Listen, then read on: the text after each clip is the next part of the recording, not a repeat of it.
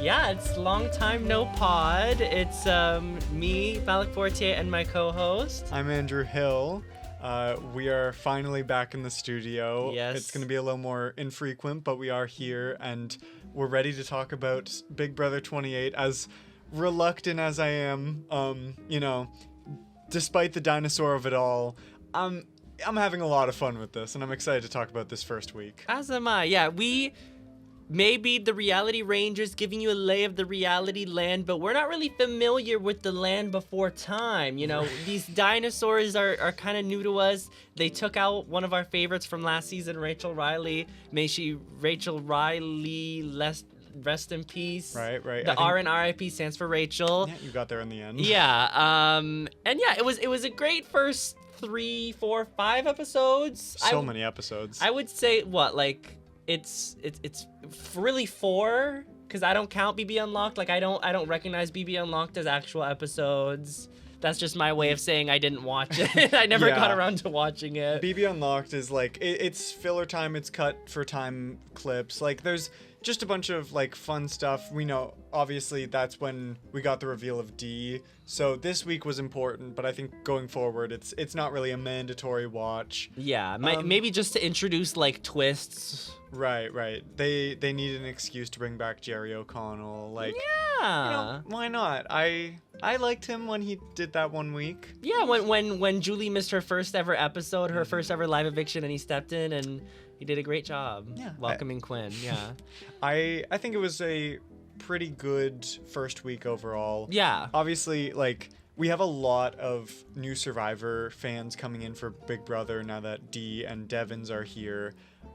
So there's a lot to like get used to in terms of like the campiness of it all, and I think also just like the fact that this game is so similar yet so different to Survivor. Mm-hmm. People are like kind of taken aback, but we're here to help ease people into it. We want to give more of an idea of how this works, and like you just gotta like go with the flow. You have to have fun with it. You can't like take it too seriously, because like or else you're going to be tweeting like, I can't believe Big Brother isn't taking itself seriously with its, its plot holes are so they're too thick. They're too big. They're not making sense with this time story. And you know what? Here's my message to some people who can't take Big Brother seriously because of, the Meow Meow Corp with Enzo. You just watched a whole segment of Christian Ubicki shitting his pants on Survivor 50, and you're like, that's cinema, as Rizzo would say. So, they both have their quirks that, you can't all be super strategy, or, that doesn't make a fun, compelling show. You have to have some filler,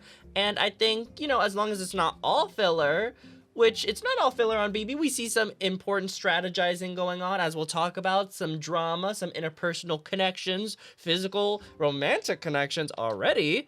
Yeah, so I think it's everything you want from a reality TV show Big Brother's giving to you, and I'm there for it, and I'm loving the season so far. Yeah, it has been really fun to watch, especially on the live feeds. Like this season has been so, maybe not the most dynamic, but I think just in spite of that, everyone has been so fun in playing their part. No, it's very sad that we saw our queen from BB27, Rachel Riley, fall into a volcano. She was pushed like Helen. That's what they say. Helen was pushed. Rachel Riley was pushed. And it was just really sad to see. Yeah, if we just want to jump straight right into the premiere, we have 14 newbies, 14 new contestants. But that's not enough for a Big Brother season. We need some veterans to join us again. We already talked about this in our draft, but we had Angela from Big Brother 26, Rick Devins from from Survivor. Now he's from Big Brother. Now he can claim he's from Big Brother from Survivor 38 and 50. And D got revealed in not the premiere, but the subsequent episodes. And how are you feeling about these returnee or alumni from reality TV? Yeah, I think these were pretty great choices. I'm not sure why they chose to have like one Big Brother player and 2 survivors. I feel like it would have been more dynamic, more fun to have 1 survivor, 1 Big Brother, and then maybe like Amazing Race is kind of duds, Yeah. but like, maybe like a Traders. Yeah. We could have like, I don't know, most of them are celebrities, but you could have, I don't know, someone like like a season 1 newbie, that kind of vibe. Or like Rob. Right. I mean, yeah. He probably would do well in it. Like, he would get in a showman's, he would manipulate, he would, he'd be the hunk, America's favorite. Like, I think he could do it. Maybe next season. I think Rob could probably crush on any season or on any reality show, not because he's like the best player ever, but I think he just has that archetype, but also people don't seem to see him as like the strongest player, so it doesn't come to bite him in the butt when like a snake. Yeah, like a snake. It doesn't seem to like bite back at him because everyone's like, it's not big of a deal. Like, he's strong, he can make it far, but he's not gonna win.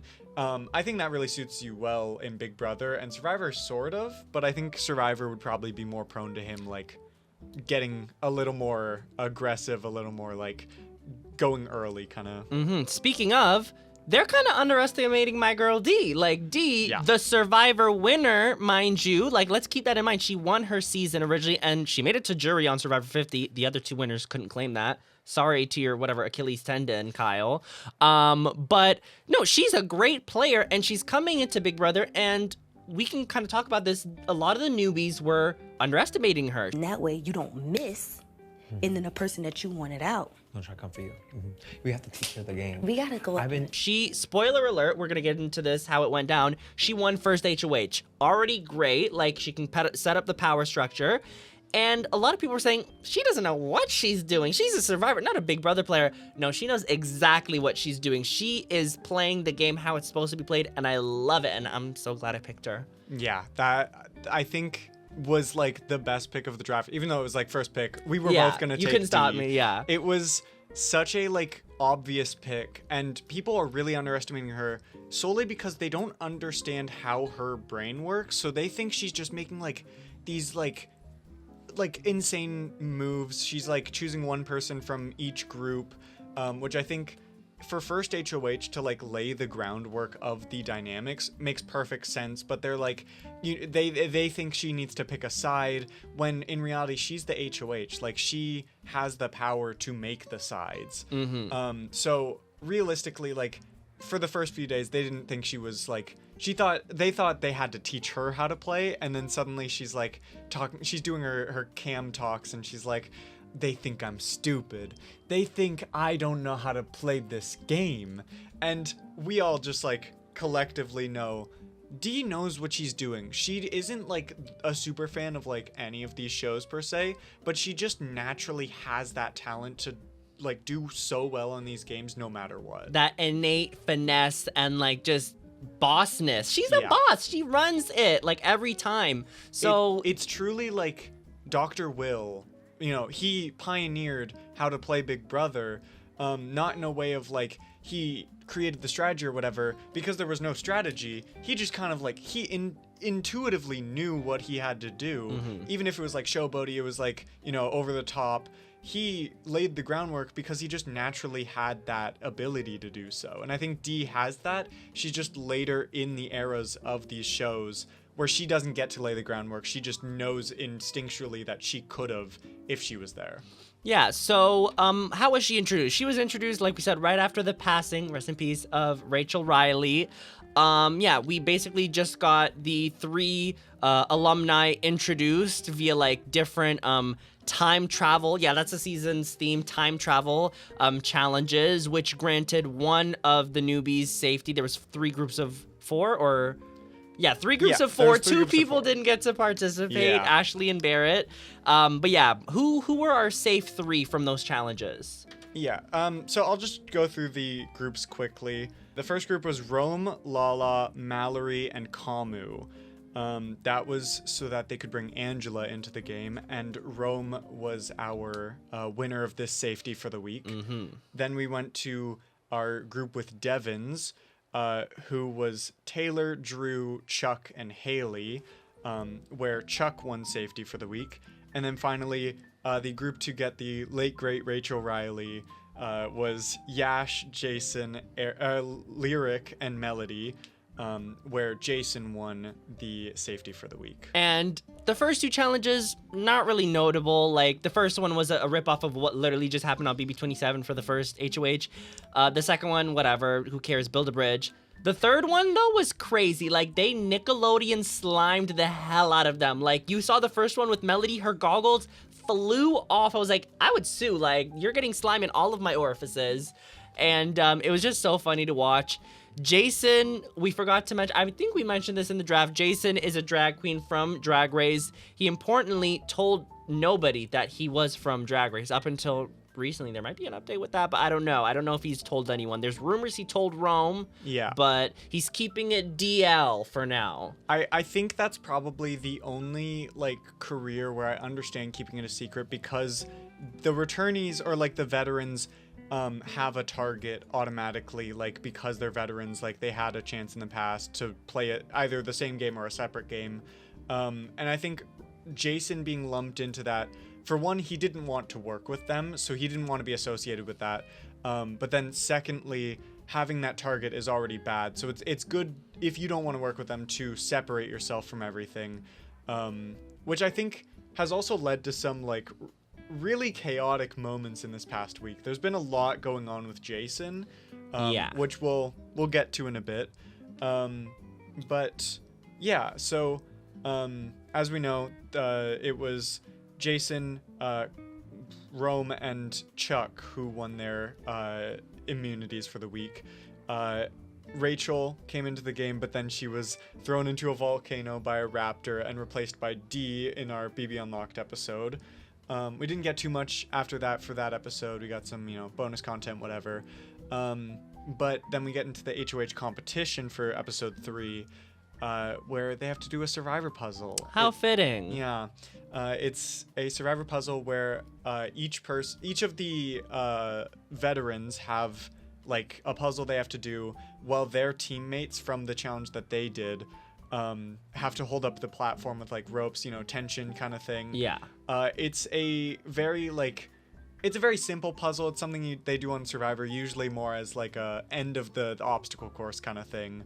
But, They really didn't want Angela to win first HOH again. I didn't think she was, like, had much of a chance, but, like, compared to the other two anyway. But, like, either way, it's going to be, the loser is like, all of their groups, it has to be a have-not for the week.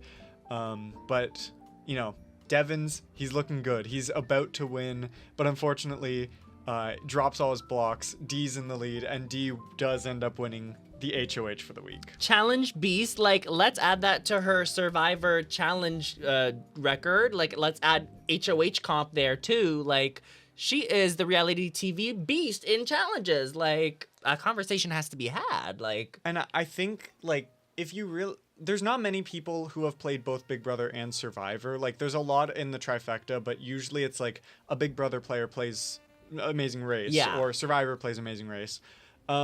When it comes to Survivor and Big Brother, there's like five now? I think it's Rick, D, Hayden, Sari, and Caleb. And of those people, I think D is the only one who's won a challenge on both shows. Yeah. Aside from, like, if you count Caleb team challenge, but I'm saying immunity, like, individual challenges. Hayden never won an immunity? I don't think so. Maybe he did. Or maybe he won, like, a duel? Yeah. It was something. That season is, like, I feel like we would know that stat if it existed. Yeah. I can, like, envision him wearing the necklace during, like, the ruffle feathers argument. Yeah. But I don't know. I don't think so. I can fact check it. We'll put something on the screen here. Somewhere. But yeah, she's our icon. She's our queen.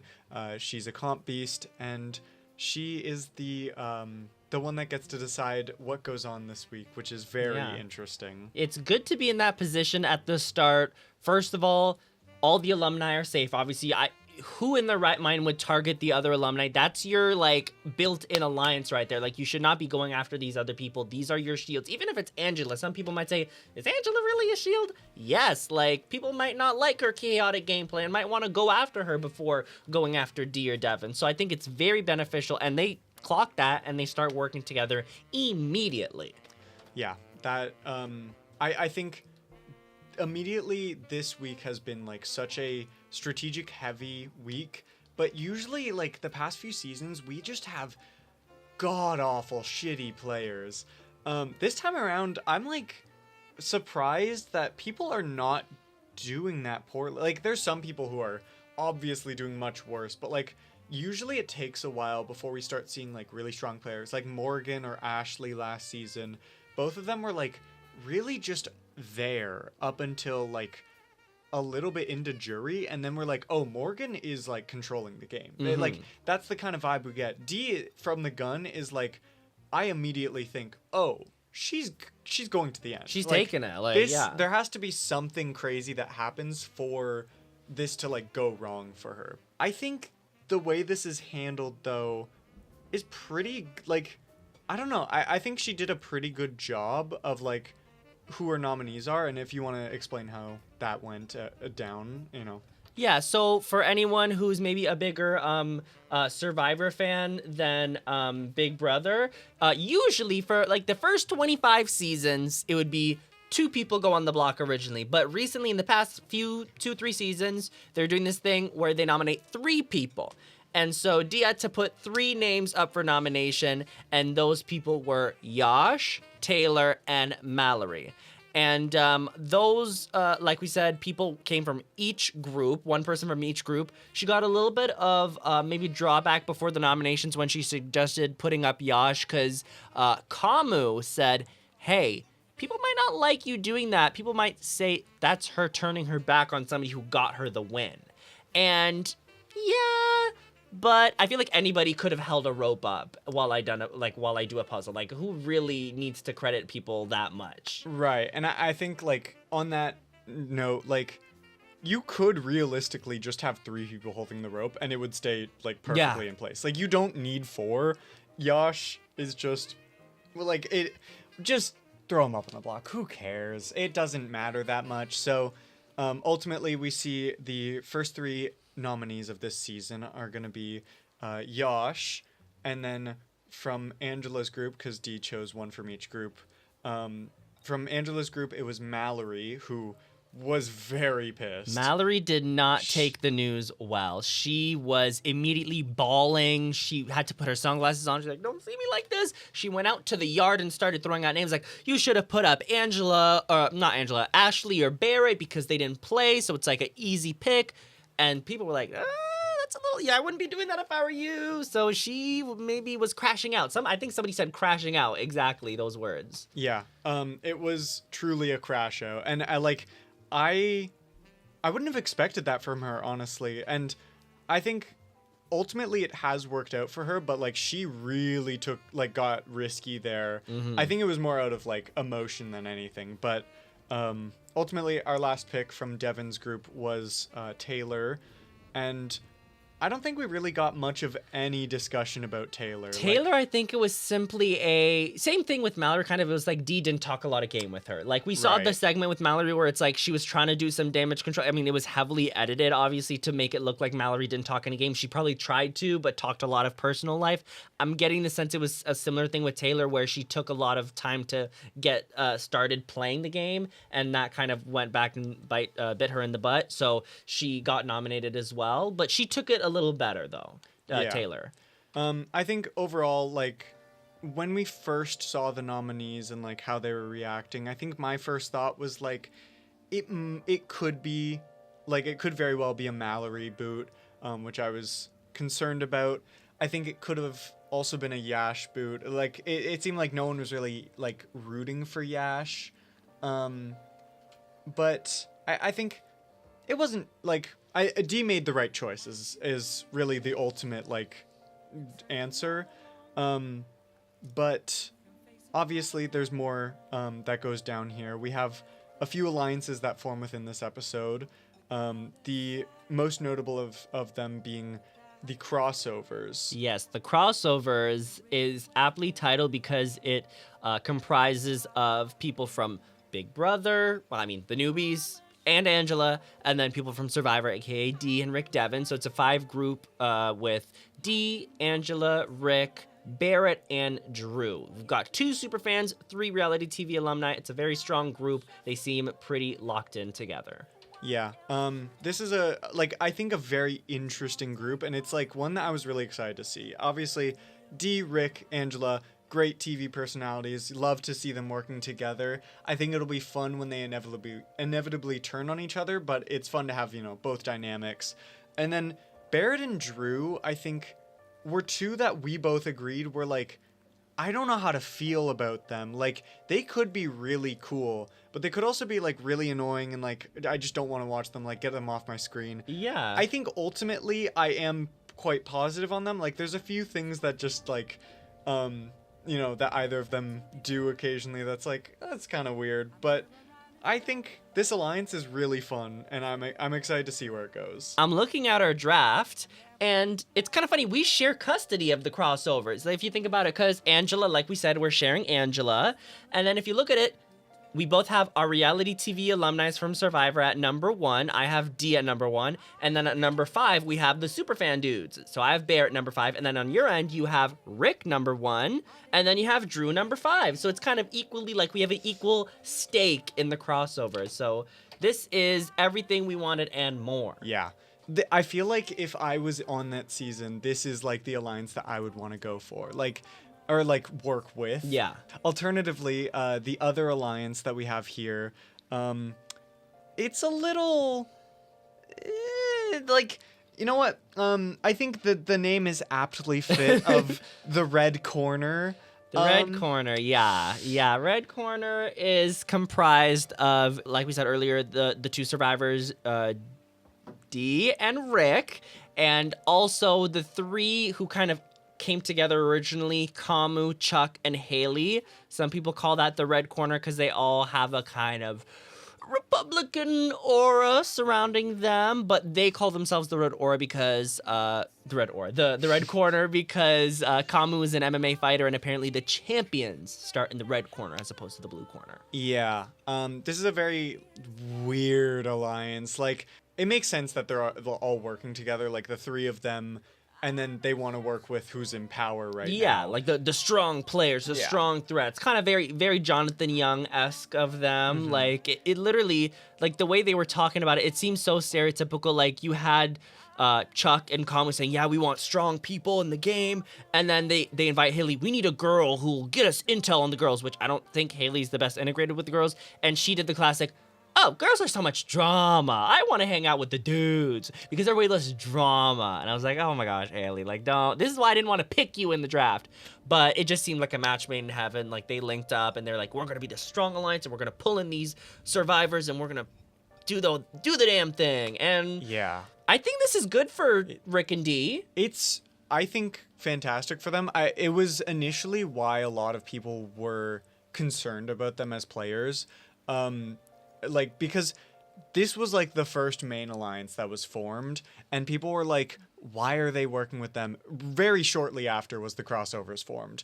But the Red Corner is like actually quite great for Dee and Rick because it's actually like, it's really smart for them to work with people they don't want to work with.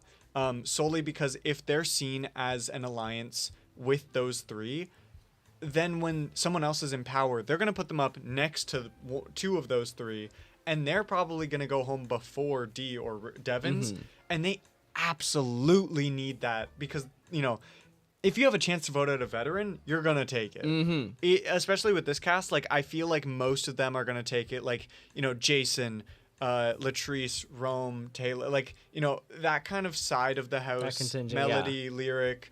I think a lot of them are just going to take the opportunity. They might not like lunge at it, but I think if the opportunity is already presented to them, like if it's just there, then they might as well. We see a lot in these like mixed seasons of like Survivor and Big Brother, like when there's some newbies and some vets, or like mostly it's some vets and outnumbered by newbies. When newbies try to rise to power, when vets try to rise to power, a lot of times the newbies don't take those direct shots at them. They're like, we're going to weaken their numbers. We're going to take away their numbers. And then they're just going to be all by themselves. Like, Why don't you take the direct shot? That's I don't know, not smart. But to all the people who say, oh, why are they working with, the mangas, the Red Corner? If that's your fave, you should be happy they're with these people collecting numbers. Like, yes, it's not going to be, iconic TV with iconic, characters that we love, but sometimes you have to make those alliances with the chops to make it far, and then they can just dispose of them later. Like, sometimes you need a Keanu, sometimes you need a Jonathan Young. That's how Aubrey won, right? So if you're really rooting for D and Rick Devens, you're gonna have to, settle for the Red Corner. Yeah, if you want a Suri and Izzy, you're gonna have to take a Jared. Yes, exactly. It's like you have to have some fallback plans, and I think this is like perfectly executed. I think it'll help them great long term, and it really integrates them super well. Even if they're still the targets of a lot of people, like I don't even know if the Red Corner is particularly like that strong of an alliance. They seem to be like breaking up a little bit, but we're getting like it seems to be working back up to like a stronger thing. We have now a combination of the Red Corner and the crossovers, right? It's the Tool Shed, I think they're calling it. Dumbest name ever. I've yet to find out why that came about, that name, but we'll see. Yeah, but like these two groups, coming together, I think it's definitely not going to last. But the fact that they, they have HOH, and we'll get to it, but one of them does win the HOH in this upcoming week. It's I think going to be very beneficial for D, Angela, Rick. Honestly, I think it would be very, very beneficial for all of the crossovers. It's a bad idea for the Red Corner, whatever they're called. Yeah.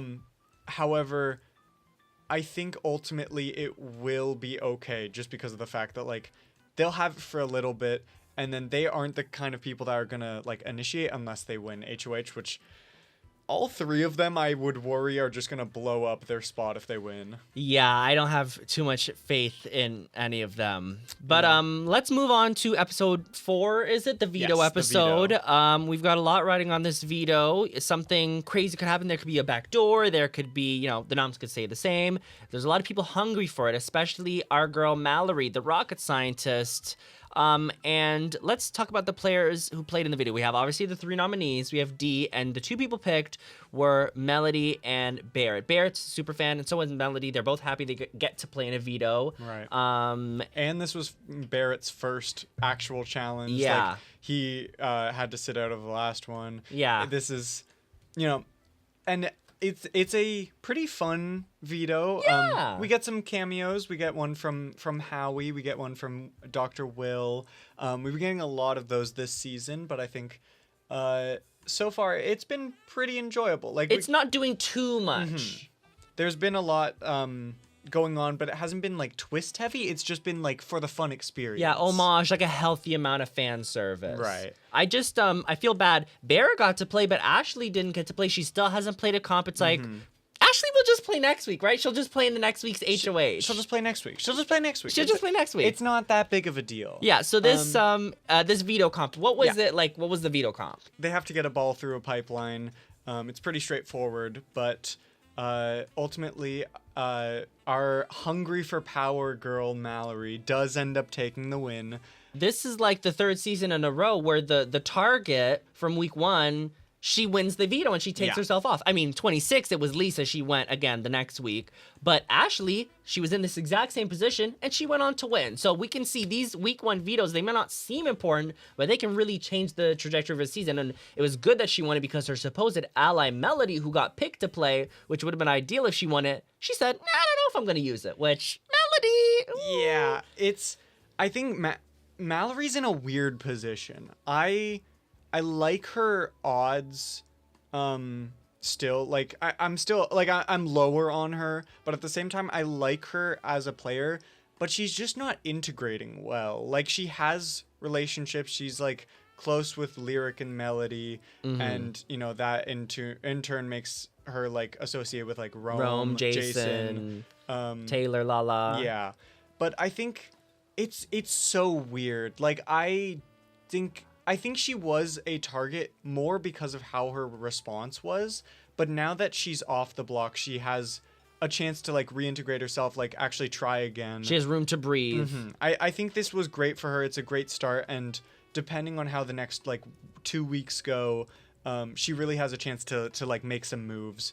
But yeah, she takes herself off the block, and Dee's got a tough decision now. this is like a weird place to be, because obviously she has like alliances, she has allegiances, and she doesn't want to piss off more people that were like she had already pissed off.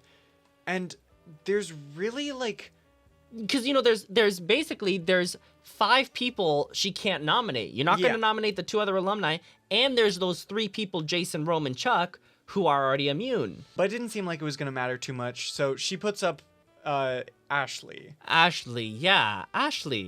Damn, it sucks she didn't get to play in the HOH or the veto, but I mean, at least she has the blockbuster, right? She'll probably win. She seems fit. You know, she was my winner pick after all. Like, I really hope she wins the blockbuster, or at least, you know, if she doesn't win, I hope she like has a good social game to save her and like doesn't, you know, tank her game. Like, I have faith in her. Yeah, I think she's gonna be perfectly fine. I still think, like, even though she's not really integrated with anyone in the house, it doesn't feel like anyone's targeting her. Like, there's sides forming, so it feels like if anyone's gonna go, it's probably gonna be Yash. Yeah. Because Yash is like, he's also not too super associated, but he still has like people he's kind of working with, and like, I think it really seemed like Ashley was just up because no one else could go up at the moment, but Yash was going to be like, you know, this is the new target. Like, we need to focus on him because he's not gonna affect much, especially for D. Right, and he's, you know, a pretty big physical threat, so, you know, he's a good target to have. I was super happy with the Yash prerogative, the Yash dogma, the Yash agenda, getting him out. You know, you saw me in the draft. You saw how anti-Yash I was, even though I'm pretty sure he is on my draft. Reluctantly, you know, the last pick. But no, the week was going okay. We see in the eviction episode now, episode 5, that he's doing what he can to collect some numbers. We don't know if it's working the best, though. Like, it still seems like on eviction day, he might be the target. But Ashley she catches wind of a potential flip. She may have been the target if Yash took himself off the block, but maybe now it's moving towards being Taylor. It could be like a 7-7 split. It could be close to her being safe. How does she react to this? Yeah. So like you said, Yash is still like pretty prominently the target, but like he's doing decent work. I think there's, depending on who wins the blockbuster, it's like if Yash wins, it's unclear, but I think it would probably lean towards Ashley. It's like, it's close though. If Ashley won, it was going to be Yash, and if Taylor won, it was going to be Yash. But Ashley is like, she doesn't like the fact that if Yash wins, she has a chance of going home. Like, there is some, it's not going to be unanimous by any means, but she has a chance to go home. Yeah. And like, it's a weird scenario to be in. Like, she doesn't want to do nothing about it, but at the same time, like, she doesn't want to do too much. And it would be horrible for her to do too much. Hey, I mean, it's really hard to like really sell yourself out of the game. Like, I don't know. Like, it really only happens to people who are really like headstrong. You know, we get like Frenchie on BB28. It's usually like you an need HOH, like an Angela level crash out. You need an HOH-itis moment. Like, it's hard for you to do it to yourself. So surely Ashley didn't do anything, right? Yeah, no, she runs her mouth to, what was it, Melody, and maybe Drew, that, you know, I have the numbers to save myself and this is gonna be great, like, we got this. And Melody's like, what? Drew's like, what? And people are not happy, especially the crossovers who were, I'm pretty sure the ones who were gonna maybe save her, right? The crossovers were Team Ashley for a little bit. They're like, I don't like that she's running around, running her mouth, saying that, you know, and ruining our plans. So they kind of changed their mind a little bit. And, you know, right now it's seeming like the blockbuster might be her only saving grace. Or maybe, you know, if Taylor wins, she'd still stay against Yash. So the worst thing for her would be for Yash to win the blockbuster. Yeah, this is... like, it's not do or die to win this immunity or the safety on the blockbuster, but it's like pretty important. I think she did a pretty poor job of like trying to convince people that she needs to stay. Obviously, she drove the crossovers away, like you said, and especially convinced Dee that, like, this is something that we cannot work with moving forward. But again, Yash is the primary target. It's like up in the air whether or not Ashley or Yash will go, who wins Blockbuster. However, we get to Blockbuster, and Yes. Yash wins. He wins the spot how many people are in this frame challenge, who appears the most. And of course he wins. Of course. Then they all descend downstairs in the anticlimactic fashion that the Blockbuster AI Arena always provides, and it's revealed that Yash wins. There's not much of a scramble, and we go on to see a vote of what's the numbers for the vote? What's the ratio? Yeah. So it's pretty close, all things considered. Close vote? Yeah, it's close vote. One for Ashley, one for Ashley, one for Ashley, 14 for Ashley. None for Taylor. Yeah. 0 for Taylor. It ends up being zilch, zilch, nada. Yeah. It ends up being a 14-0 vote. I'm pretty sure this sets the record for the vote out with the most votes to evict. I believe 14? so. Yeah. The most that a Big Brother US season has had, I think, is 18 players, and they likely had a split vote. So this is crazy. This is like colossal levels of flaw-bitch happening to my winner pick. Like, this hasn't happened since our first season, Survivor 48, when Stephanie was the first boot. Like, what's with me either predicting like a winner or the first boot? Like, what's this high variance of winner picks for me? I don't know, but I was just really sad to see Ashley go. But it was like against Taylor, like I kind of was starting to like Taylor a little bit better because Ashley was not playing well. She was, funny enough, she was a nothing burger. For somebody who's never eaten a burger before, she was a nothing burger. I truly do not understand how Ashley managed to do that, because I think I had a much better idea of her earlier, like pre-season, and then she got into the house and like I threw everything out the window. Nothing was like going how I thought it would. She was like, I don't mean to be mean. It just seemed like her personality was kind of like grating on people a bit, and it didn't help that she was like really ruining her own social stance. I think she'd be fun to hang out with in Kiki in real life, but in the Big Brother house, I just don't think she was conducive to that environment, or the environment was conducive to her. I forget which way, but I just think she wasn't jiving, and maybe the people in the house weren't the right clicking for her. Like, they weren't the right group of people for her. And she wasn't helping herself either with her gameplay. So it just really, like, we went from winner Ashley to first boot Ashley. And that was kind of ironic and iconic that you'd have that back to back. But no, our first fallen soldier from my draft, Ashley, kind of sad. Yeah. I still think between our two drafts, there is a lot of variance here, especially now. With like, now that we have the dynamics, let me pull up the drafts here. So on my draft, of course, I have Devins, Jason, Mallory, Taylor, Drew, Lyric, and then Haley and Chuck. I think it's like, for my draft, I could see most of these people going next week. And, now that we know who went home, as we learned last night, the next HOH, the winner of the HOH competition, was Rick Devins. So that's at least one from my draft that is likely not to go. Yeah. It's kind of hard for an HOH to go home. But see, it was funny. My number one draft pick won first HOH, which meant yours didn't go home first. And then now your number one draft pick got HOH, which means my first will not go home. Yeah. So I think Rick's great spot. I think Drew is in a pretty great spot too.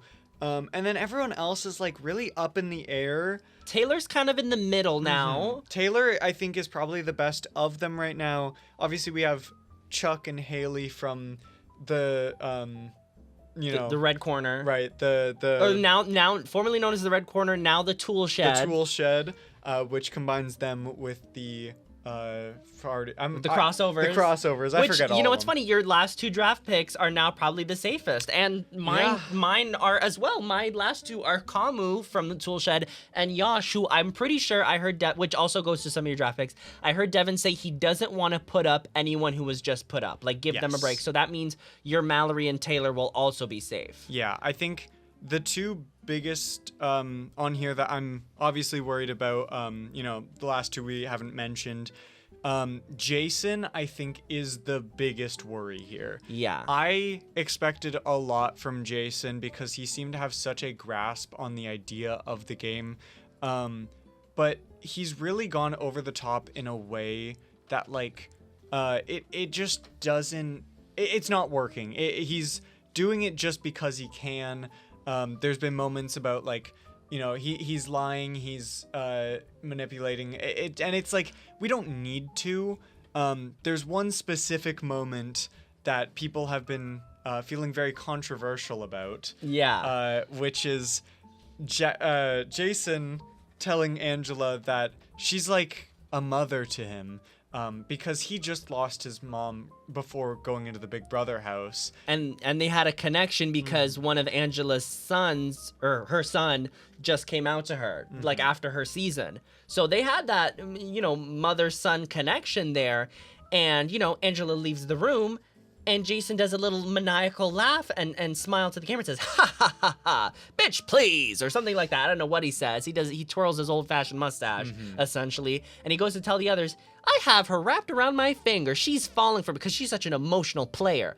And people were not having that online. No, this was like such a bizarre moment, and honestly, like, I didn't even mind it. I thought, like, obviously... crazy thing to lie about. Yeah. Which I don't know. Is his mother dead? No. Okay. It is a crazy thing to lie about, and I have conflicting feelings. Like, obviously, like, it's insane, but at the same time, like, it's just so absurd that, like, people are so angry about it. And I, like, understand. Angela is our queen. We love Angela. And obviously, when he told the other people...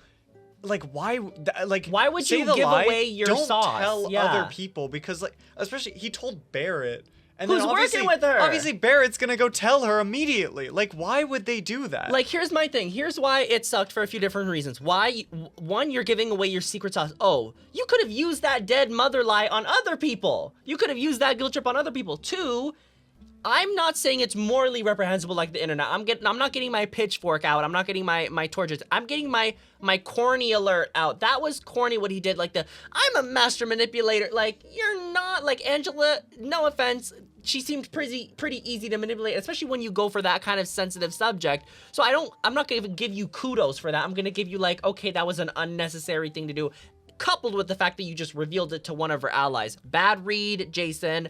I'm kind of disappointed in how he's been playing. Yeah, this has been, like, really disappointing for me, especially because he was my second draft pick. He was, I think, my winner pick, and now there's a good chance he gets put up on the block. There's a good chance that he goes home this week. Unless we vote for him for time capsule, guys. Hey, Please vote for me. Vote for me. Vote for me. Like, he has really done a 180 on how I expected him to go. Because obviously this has all happened.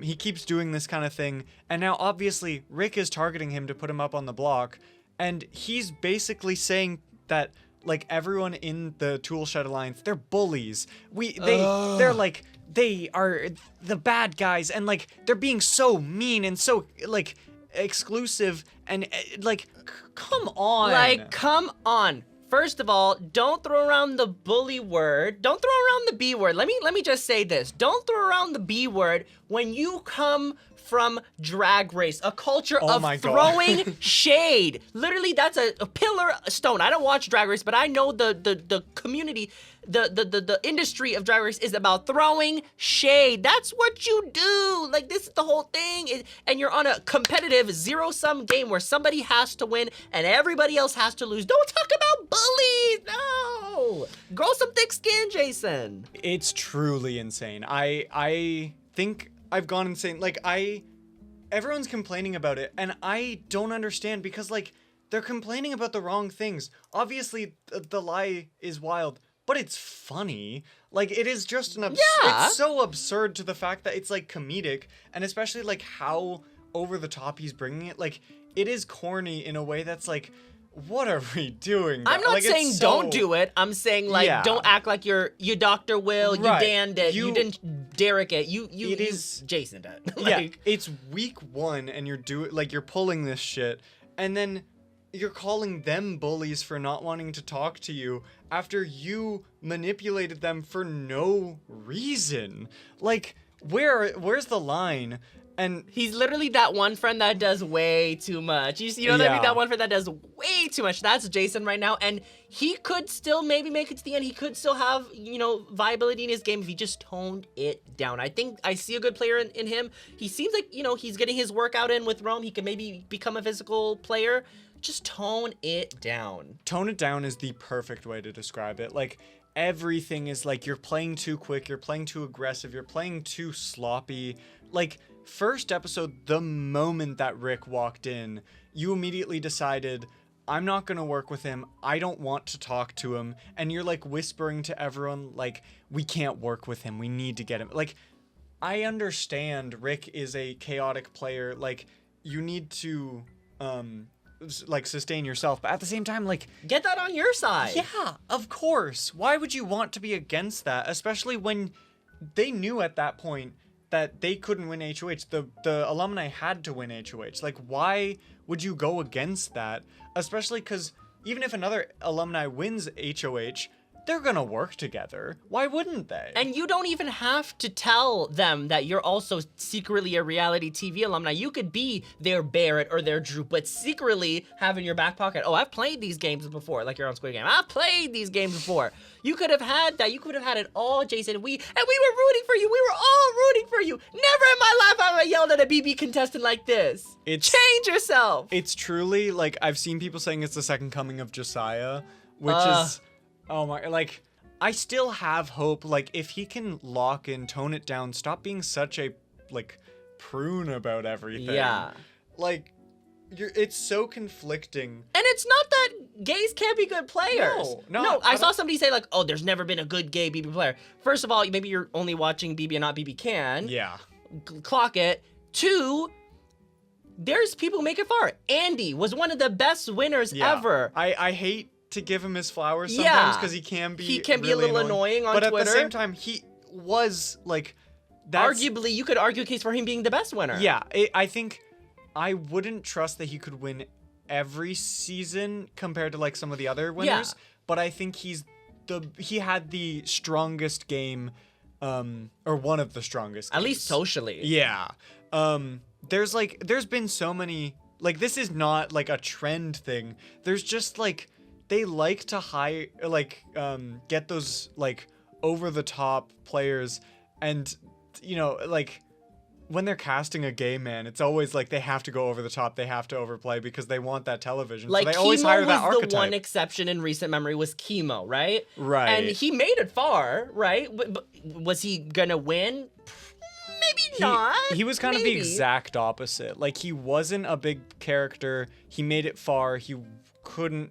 But he didn't have those strategic chops. Like, it was really all of these players that, like, I think if they toned it down, they could be really good, but they're just so over the top, and like they do stuff just because, not because it would like help. Or for like an iconic TV moment. Yes, that was my problem with Jimmy last season. Jimmy was like always. There was a lot of people last season just trying to get their moment, like Ava, Jimmy. Oh, Ava, don't get me started. A lot of Mickey did a lot of that too, but not as much. Like, there was a lot going on.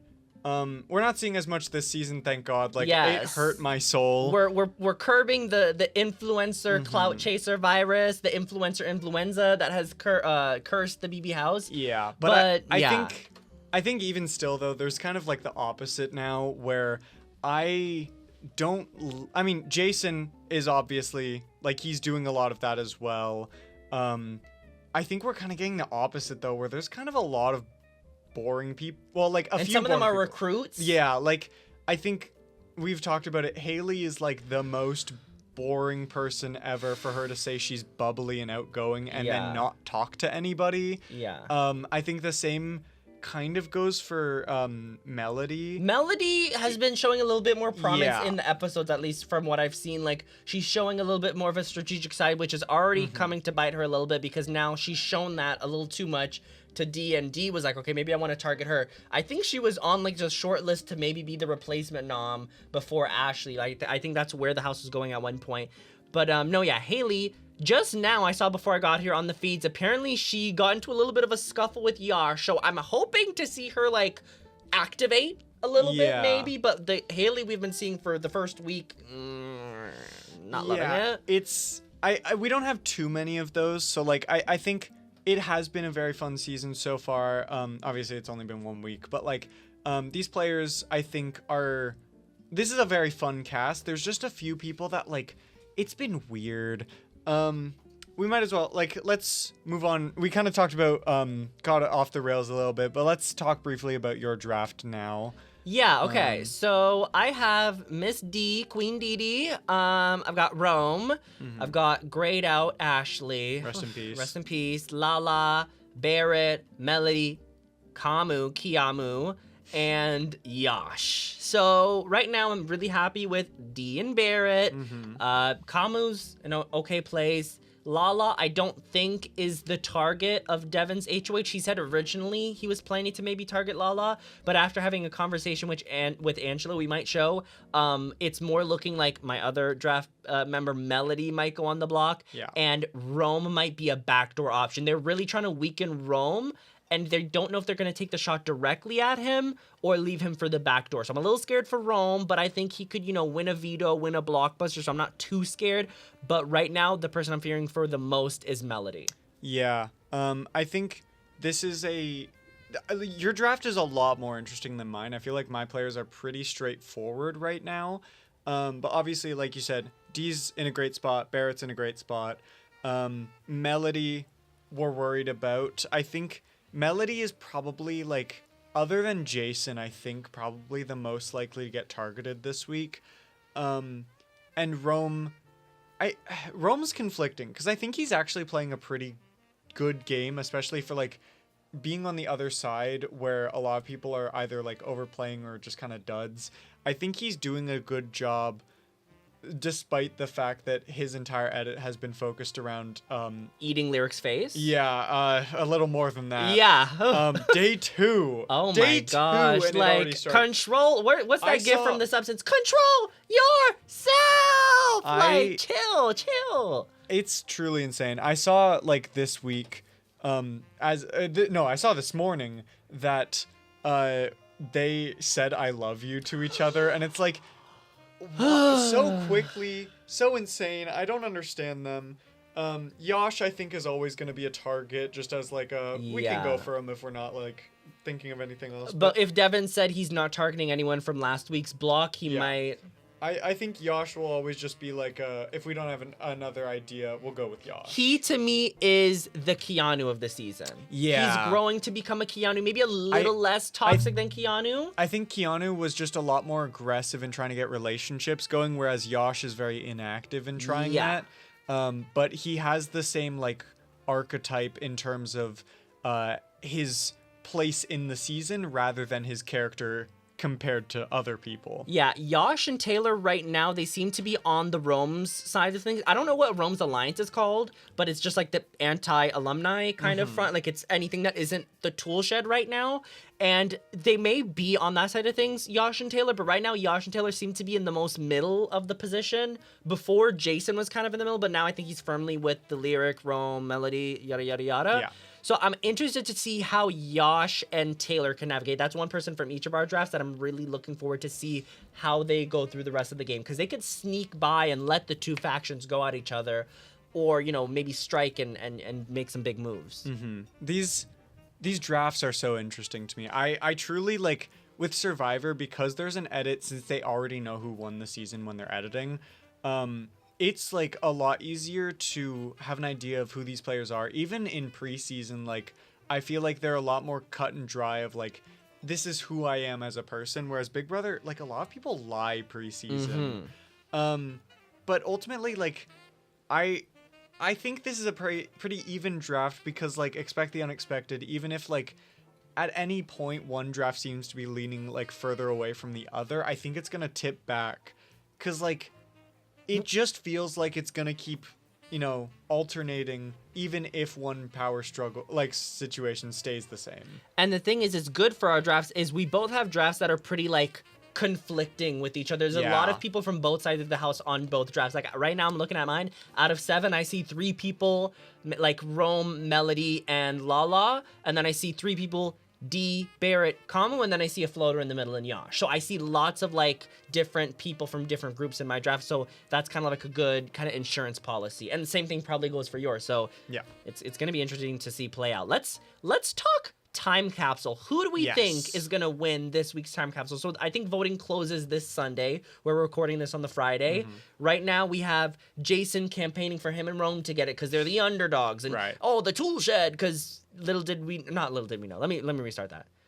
Because Rome noticed, I think this was this morning, I can't tell with the time zones, but Rome walked in on or overheard a whole big toolshed meeting in the HOH, in Devin's HOH room. He was locked out, and he's like, damn, that's a bad sign. Like, it's almost like they're going full public with the alliances now, and it's kind of like lines are being drawn in the sand. So I think Jason knows that he might not be in the numbers, in the majority, so he's really campaigning for either him or his allies to win the time capsule. Yeah. Honestly, I don't know. I think it's probably likely that the alumni get voted. Probably. Like, it kind of happens every time we see someone who's either an alumni or associated with alumni. If there's a fan vote, they usually end up getting the win.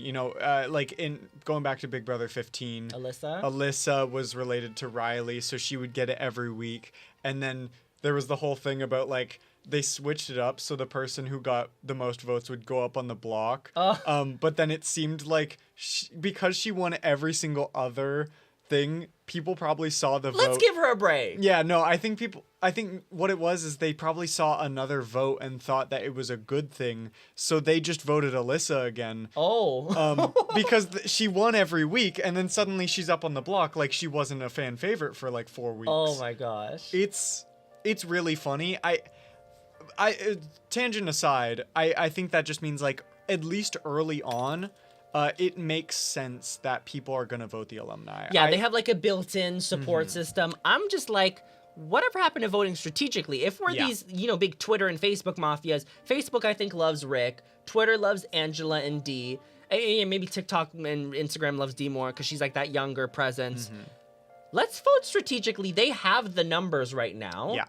Maybe give it to somebody like Drew. Give it to somebody like Barrett. I would not give it to the person who's never going to touch the block right now. I mean, not that Barrett and Drew will, but give it to somebody that is not in the most peak power position and save your people that you really want to win for later. Yeah. It's like a very interesting situation, and I agree. I don't think we can vote because we're in Canada. Yeah.